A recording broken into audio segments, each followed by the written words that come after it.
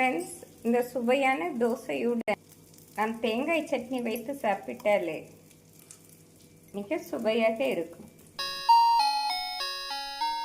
Friends, நம் குதிரைவாலி அரிசியை வைத்து செய்யும் தோசைக்கு 1 கப் குதிரைவாலி அரிசியை நன்றாக சுத்தம் செய்து அரை மணி நேரம் ஊற வைத்து விடலாம்.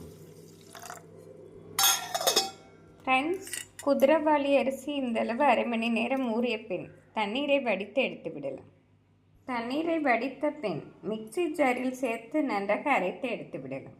நாம் தண்ணீர் சேர்க்காமல் இந்தளவு நன்றாக அரைத்த பின் 1/4 கப் தண்ணீர் சேர்த்து நன்றாக அரைத்து எடுத்து விடலாம். ஃப்ரெண்ட்ஸ், இந்தளவு ஃபைன் பேஸ்டாக அரைத்த பின் வேறு பாத்திரத்தில் மாற்றிவிடலாம்.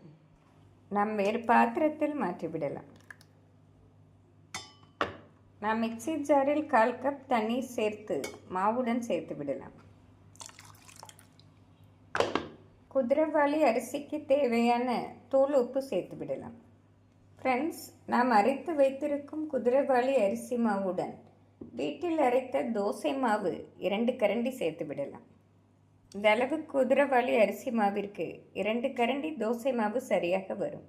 நாம் தோசை மாவு சேர்த்து நன்றாக மிக்ஸ் செய்து விடலாம். நன்றாக மிக்ஸ் செய்து 10 நிமிடம் ஊற வைத்து விடலாம். இதளவு நன்றாக மிக்ஸ் செய்த பின் மூடி போட்டு வைத்து விடலாம். நாம் 10 நிமிடம் ஊறிய பின் தோசை ஊற்றி விடலாம். ஃப்ரெண்ட்ஸ், குதிரைவாலி அரிசி மாவு தோசை மாவுடன் நன்றாக ஊறி வந்து விட்டது. இதனுடன் 1 ஸ்பூன் ஜீரகம் சேர்த்து விடலாம். அரை ஸ்பூன் தனி வத்தல் பொடி சேர்த்து விடலாம். பொடியாக நறுக்கிய வெங்காயம் சேர்த்து விடலாம். பொடியாக நறுக்கிய கறிவேப்பிலை சேர்த்து ஒரு முறை நன்றாக மிக்ஸ் செய்து விடலாம். ஃப்ரெண்ட்ஸ், இந்தளவு நன்றாக மிக்ஸ் செய்த பின் தோசை சட்டியில் ஊற்றி விடலாம். தோசை சட்டி நன்றாக சூடானதும் நாம் தோசையை ஊற்றி விடலாம். நாம் மெலிதாகவே ஊற்றி விடலாம்.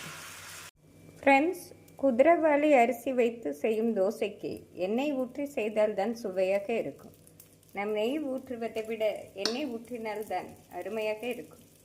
நம் வெங்காயம் ஜீரகம் போட்டு செய்வதால் நல்ல மணமாக இருப்பதுடன் குழந்தைகளும் விரும்பி சாப்பிடுவார்கள்.